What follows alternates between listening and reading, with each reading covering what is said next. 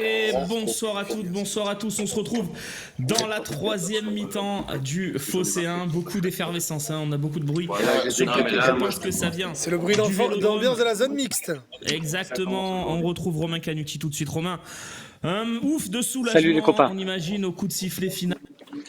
De Marseille qui a finalement battu Toulouse, pris les 3 points. Quel est le sentiment que tu as à l'issue de cette rencontre ? Écoute, au moins on s'est pas emmerdé. Voilà, on va le dire comme ça. On a eu un peu de spectacle. C'est un match qui donne un peu raison à. Tu sais, tu en fais partie, Romain, donc des gens qui défendent Mason Greenwood en disant il y a des moments quand même où il apporte. Il est capable de débloquer une rencontre. C'est ce qu'il a fait. C'est ce qu'il a fait ce soir. Et à la fin, on a retrouvé le Greenwood, voilà, qui avait des actions parce que le ballon qui décale pour Luis Enrique, sur le but de Rabiot, il est impliqué. Enfin, on a un top Greenwood quand même. Alors tu le vois sur quelques actions, tu le vois pas 90 minutes, mais ça fait la différence. Alors tu te dis, on a besoin vraiment de ça pour battre Toulouse à domicile dans cette Ligue 1 là, oui. Donc écoute, c'est très bien comme ça. Moi, je vais faire la liste là dans les prochains jours, je vais compter le nombre de points qu'on a égarés sur cette série là, sur ces quelques matchs. Mais je vais aussi compter les points qu'ont égaré Monaco, qu'ont égaré Lille, qu'ont égaré tous ceux qui jouent avec nous cette deuxième place. Nice évidemment. Et tu te diras que, bon, à choisir, je préfère qu'on gagne nous, quitte à ce que tous les autres gagnent, je m'en fous, tu vois. Mais je me dis que, voilà, on est dans une Ligue 1 très, très compliquée, où chaque victoire est quelque chose à arracher. Et ben voilà, là, ça a été arraché. Et tu vois, par rapport à ce que j'ai vu ce soir, je suis assez serein sur le déplacement à Monaco. Je te dis pas on va gagner, on est machin et tout, mais je me dis, je suis capable de voir un OM avec un beau visage.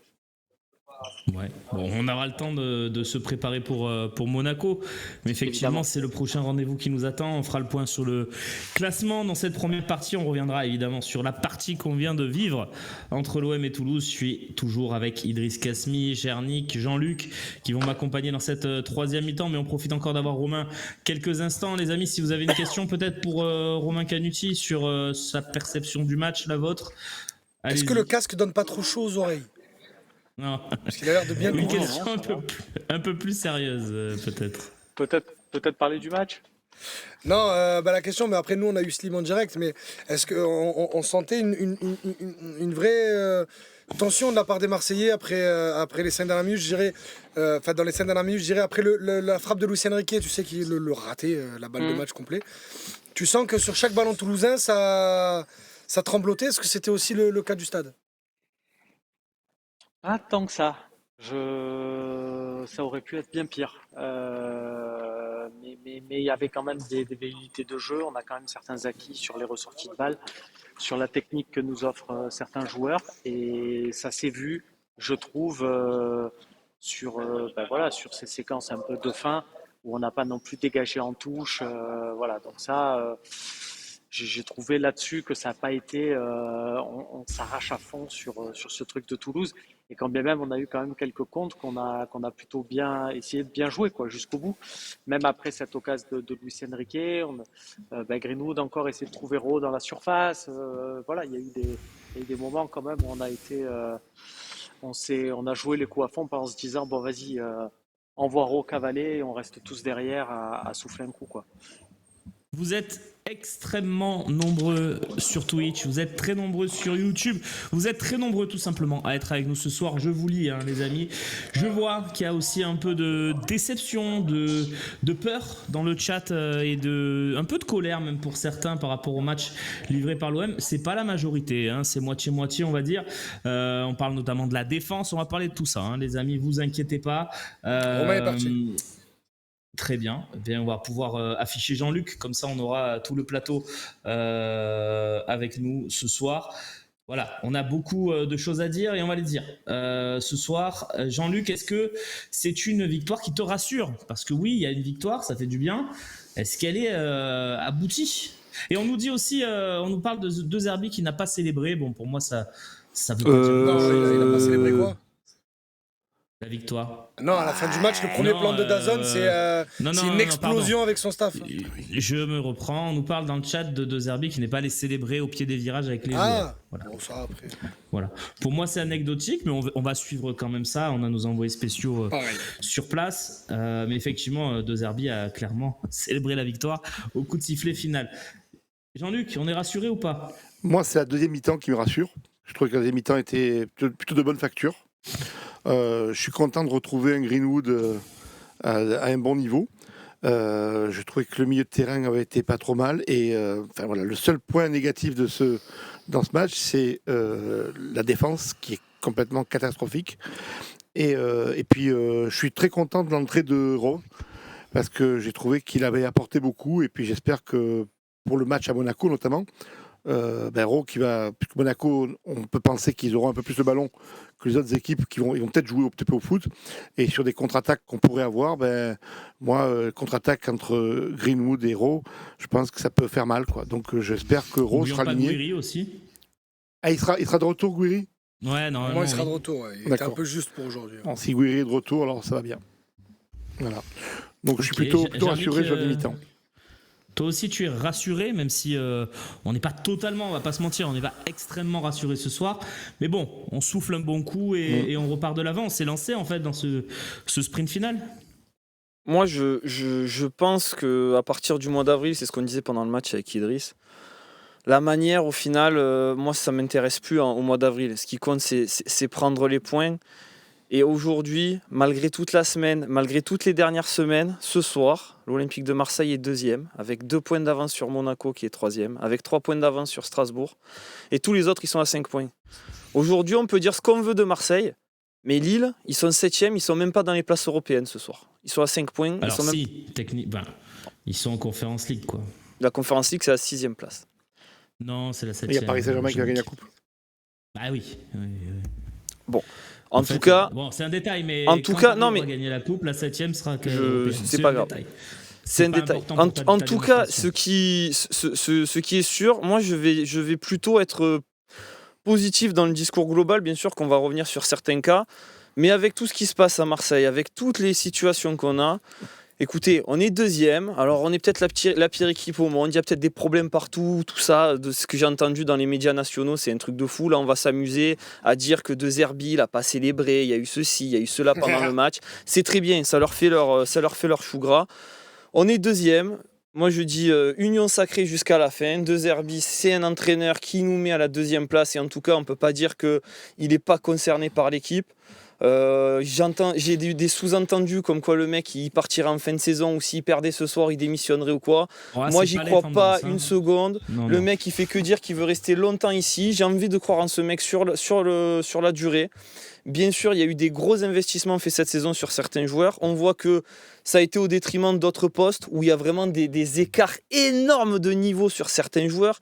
Quand tu as tes 11 joueurs, pas de blessés, tout ça, qui sont en forme, ça peut être une très bonne équipe. Mais il y a trop de niveau avec les remplaçants. Alors ça se fait pas en une saison.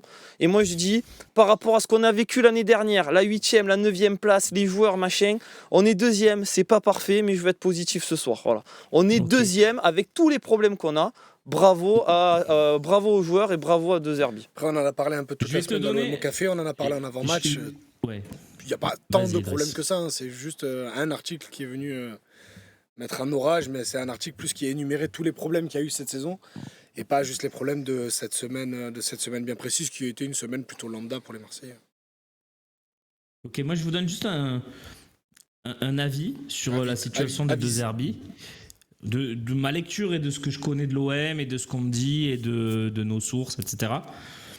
Si on fait 2 ou 3 cette saison, il n'y aura pas de sujet de Zerbi. Il n'y aura aucun sujet de Zerbi. Le gars, il a envie de rester.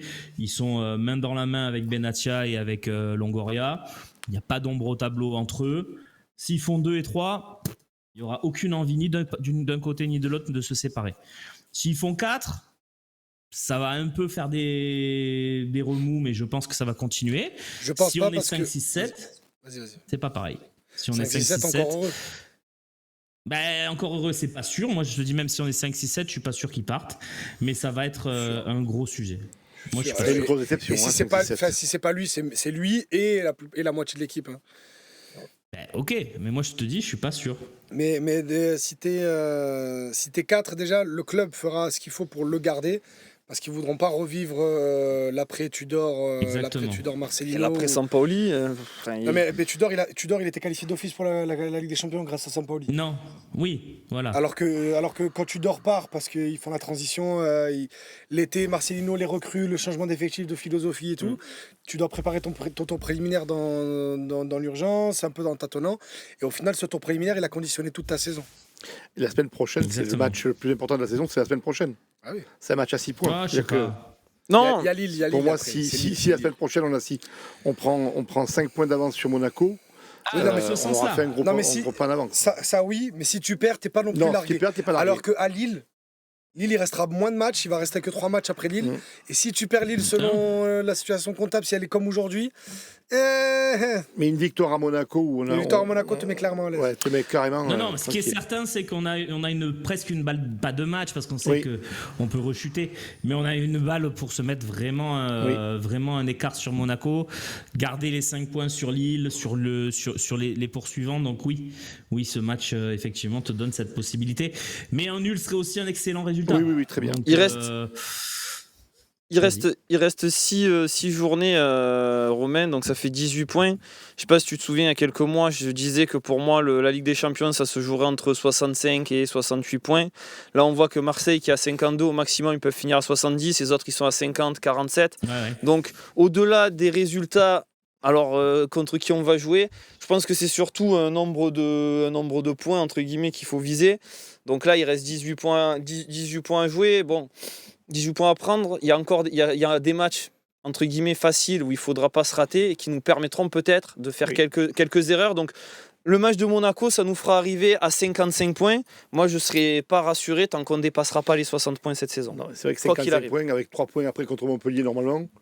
Et On sait pas. Si tu à 60 points, tu devrais être. Il y aura des absents contre Montpellier. Après, Monaco, après Strasbourg qui est 4e a un calendrier démentiel.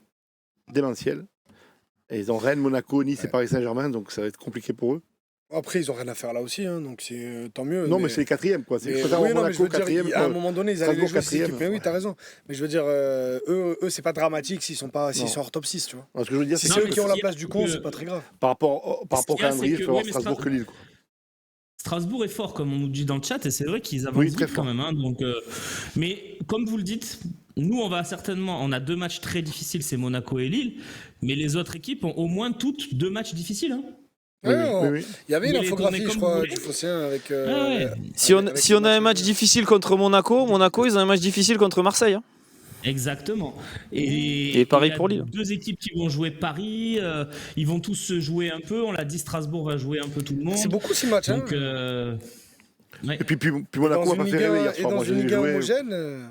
Ils n'ont pas fait rêver Monaco. Hein. Moi, pas depuis le début de saison. N'oublions pas Même Lyon. Guéret, il m'inquiète pas plus que ça. moi. N'oublions pas Lyon, qui, Lyon, même oui. s'ils ont C'est Europa League. là. Lyon, À un moment donné, les réserves sur Almada. Mais oui, Lyon, ils vont aboutir perdre sur 20 quelque points chose. d'un coup. Ils vont perdre 20 points d'un coup, Lyon. De toute façon, ils sont en Ligue 2 l'année prochaine. Ils sont en relégation Oh, puis il y a- DNCG. Il y a le donc, match aller-retour Vous savez contre ce qu'on va Manchester faire United qui Si les Ryan plaisait Cherki aussi. Hein. s'ennuie, écoute. Oui. Moi, je pense qu'ils vont passer United, donc à mon avis, moi je les considère pas totalement. Mais ils sont là. Donc on va regarder le classement, tiens. Waouh. Merci Loïc. Du coup, on est à. Merci à lui. On est à 52 Tiens. points, les amis, comme vous le voyez, avec Monaco à 50, Strasbourg à 49 à la 4e place, et Lyon, du coup, à 48. Derrière, Nice et Lille à 47 points. Donc, on a 6 équipes en 5 points entre Lille et l'OM, qui est à 52. Le point d'avantage, Romain, c'est à la différence de but, on rejoint Monaco à la différence de but avec plus 19, et on a déjà plus 8 d'avance sur Strasbourg et plus 3 sur Lille. Ouais. En fait, ce plus 8 sur Strasbourg te donne une possibilité de perdre. Ça te fait un point en plus. Mais 3 points, bon. et 3 points. Mais et sur on- le et prochain 8 match, hein, d'avance. parce qu'il y a 6 matchs, Je suis donc ça laisse pas une grosse marge. Par contre, s'ils nous rattrapent, après, c'est les matchs entre les équipes. Et contre Strasbourg, on est en déficit. Et on se rappelle de la saison Sampaoli, on est devant à un point parce que Monaco a une bien meilleure différence de but que nous et on considérait qu'ils avaient un point de plus. Moi, j'y crois, la Champions League. Ah bah, si tu fais pas la Champions League l'année prochaine, c'est compliqué. Franchement, pour moi, même troisième, on ne dirait rien, mais pour moi, ça sera un échec. Ah bon? Pas de quoi tout remettre en question, blâmer qui que ce soit. Non, mais moi, quand tu vois la saison, le feuilleton de la saison, Rome, je suis désolé. C'est une obligation de finir dans l'absolu, oui, mais si tu sais que si ça se joue à 1 point, une différence de but, ça change rien. Quand je te dis ça, je te parle sur mon appréciation à moi. Je te dis pas que si on finit troisième, il faut virer un tel, il faut faire ça, il faut remettre tout en question, il faut dire que la saison elle est ratée. Non, mais absolument pas. L'important c'était la Ligue des Champions, on l'a. Moi, ce que je te dis, c'est que ça changera pas ma perception de la saison si on finit deuxième ou troisième. Un petit peu, ça me à moins qu'on écrase tout le monde sur les 6 derniers matchs et qu'on finisse deuxième propre, là je te dirais ouais, bon on a été solide, on a fait une belle saison et tout. Si on finit un peu à tâtons et qu'on arrive à finir troisième ou deuxième à l'arrache et tout, c'est le plus important. Parce que pour moi, on regarde la deuxième place de Sampaoli, on dit ouais, mais regarde, on a fini deuxième. Ouais, mais tu finis deuxième sur un but de Monaco à la dernière seconde. Donc au final, deuxième, troisième, les deux, l'un ou l'autre, il n'y avait pas vraiment de différence. Là où pour moi, la troisième place de Tudor, tu joues contre un Lens qui est meilleur que toi. Et pour moi, la saison, elle est meilleure. Mais bon, bref. C'est pour ça que je te dis juste, les deux n'ont pas d'incidence l'une et l'autre. Cette année, la troisième place est qualifiée direct. Tu n'as pas le tour préliminaire en effet de Damoclès. C'est juste sur le feuilleton, tu as passé 30 journées sur 34 à la deuxième place. Après Montpellier, Brest et Le Havre, normalement, ça fait 9 points que tu prends, quoi. Minimum. On verra. T'es à 61 points, Brest, t'es bien. Attendez, Romain, du coup, il voulait ajouter. Non, mais allez-y, parlez. On a le classement avec nos partenaires de match en direct. Si vous voulez aller voir les stats, etc. Découvrir que les votants sur match en direct ont voté pour Ismaël Benasser, homme du match. On va en parler, parce que moi, je ne devrais pas voter pour ça. Ok. Mais du coup, pour combler le débat, l'avis de Idriss. Moi, à contrario, je me dis que là, vu les joueurs qu'on a qui restent là, on finit le match, on a Lirola, Kondogbia en défense centrale et on arrive à gagner quand même. Ben, moi, je me dis que jusqu'à la fin de la saison, Balerdi, je sais pas quand est-ce qu'il va revenir. Pareil pour Luis Felipe Ramos et tout. Donc, je pense qu'on les... Je parle de ton contrôle, mais on les verra peut-être quasiment plus. Luis Felipe, il y a un peu plus de chance. On les verra quasiment plus jusqu'à la fin de la saison. Sauf s'il avale du pancréas de cheval, je pense. Moi, la troisième place, elle me va très bien parce que le plus important, une fois encore, au-delà du résultat et du contenu, le plus important, c'est d'être en Ligue des Champions l'année prochaine parce que je pense qu'en étant en Ligue des Champions l'année prochaine, tu peux, à minima, attirer des joueurs et valider ce qui a été fait l'année dernière. Et éventuellement garder tes très bons joueurs et combler là où ça va pas, et même financièrement et tout, voilà, il y a des choses qui sont quand même plutôt intéressantes. Il y a de l'argent qui n'a pas été dépensé. On va récupérer les 8 millions qu'on était censé comptablement envoyer à Brassier. On sait que ça fait une opération blanche, par exemple. Enfin, il y a plein de choses qui vont nous permettre d'avoir enfin une continuité et de ne pas retourner dans une année de transition. On l'espère. On est loin de l'avoir acquis ce soir, mais c'est vrai que la 28e journée de Ligue 1 nous fait du bien. Oui. Nantes qui va gagner à Nice, ça fait du bien.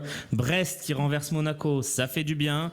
Le LOSC qui va même pas chercher un point à Lyon, même si Lyon gagne, ça fait du bien aussi.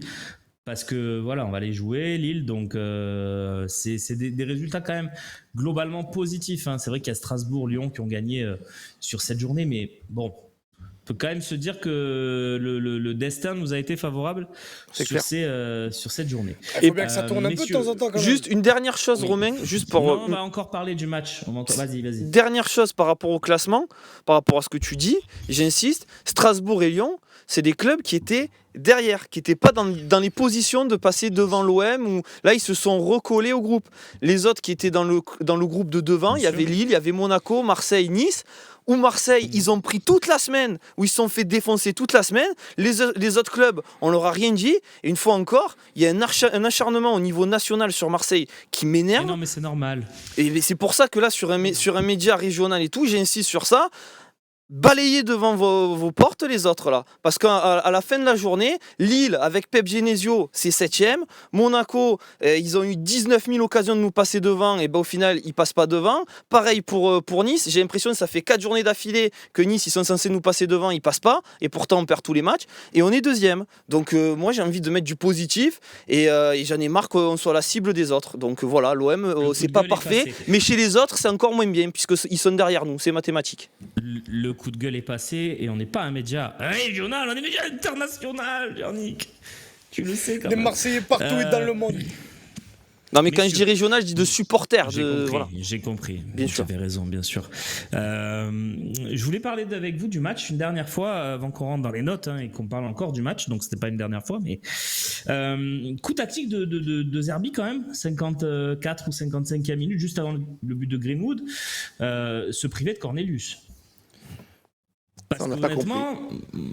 On l'a pas compris, mais finalement c'était mieux. Où, quand, quoi, comment? Ah si, moi je trouve qu'on était bien mieux à partir de la 55e. Je développe et puis tu me contres. Okay. Développe. Moi je trouve que les 10 premières minutes de la deuxième mi-temps, on prend l'eau de toutes parts avec Babika qui continue à mettre le feu à Kondogbia qui est complètement catastrophique à ce poste de stopper gauche ce soir. De Zerbi, il met Murillo à cette place-là. Je dis pas que c'est parce qu'il fait rentrer Lirola que c'est mieux, je dis que c'est parce qu'il remet Murillo à la... Babika, tu l'as plus vu après Donc moi je trouve que tactiquement il a bien lu le truc pour une fois et pour une fois je suis dur mais en tout cas sur ce coup là je trouve qu'il a bien lu le truc et qu'en mettant Murillo à ce poste là il a quand même globalement restructuré son équipe. Pour moi on n'a pas beaucoup souffert à partir de là. Alors évidemment on prend ce but sur coup franc etc. Du coup, pour moi c'est un problème sur ta démonstration, j'ai un problème sur le titre. C'est pas la sortie de Cornelius. Oui, ok. C'est juste le remplacement de Murillo. Parce que Cornelius, il faisait un match très honnête. Kondogbia à côté était dégueu. Et par contre, Kondogbia en libéraux, il s'est pas. Moi, j'aurais plutôt sorti Kondogbia plutôt que. Kondogbia en libéraux, il s'est pas.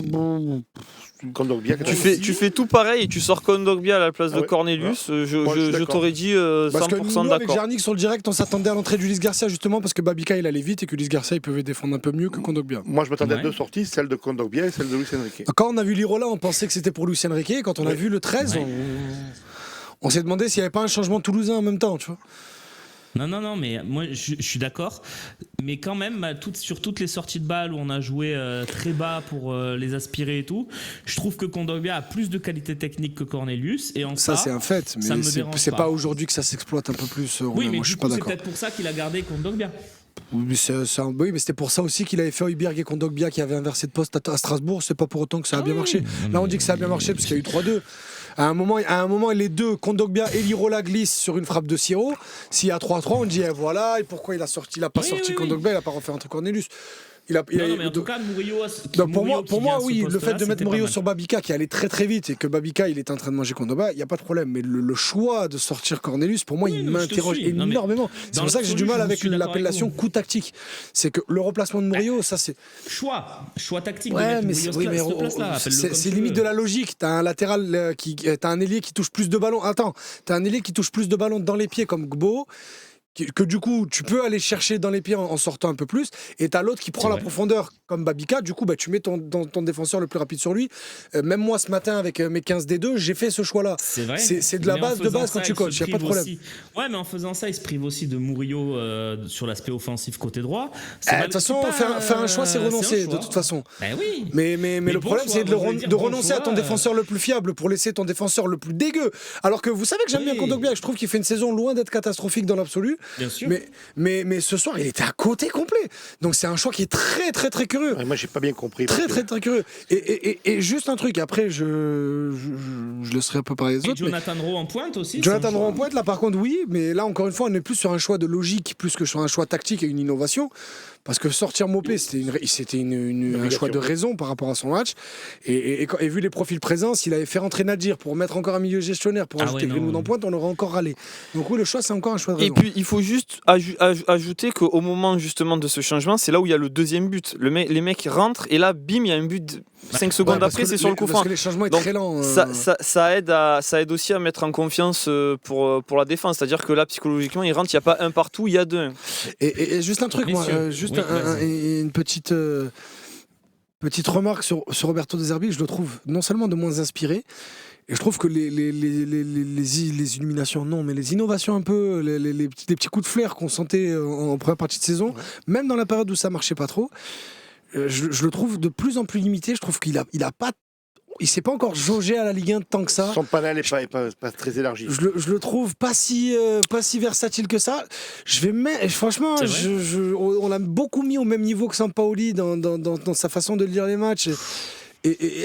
Je commence à me dire que Sampaoli est peut-être quelquefois plus inspiré. Hein, moi, je pense que c'est plus. Je pense qu'il n'est pas en confiance. Je pense qu'il n'est pas en confiance dans ses choix et qu'il a la pression du résultat. Et peut-être en début de saison, il était un peu plus. Sur un nuage. Un peu plus sur un nuage. S'adapter un peu. Et moi, je pense que c'est beaucoup une question de confiance et qu'il a moins confiance en ce qu'il fait, qu'il est un peu plus tardif, effectivement, dans ce qu'il fait. Je pense que Mopé serait sorti. Mopé Kondogbia, je pense qu'il serait sorti à la mi-temps il y a 3 mois. Parce qu'il est de plus en plus lisible au final. Et je trouve je pense que c'est plus une question de confiance que de compétence. Je trouve que la technique, je parle pas de ses compétences.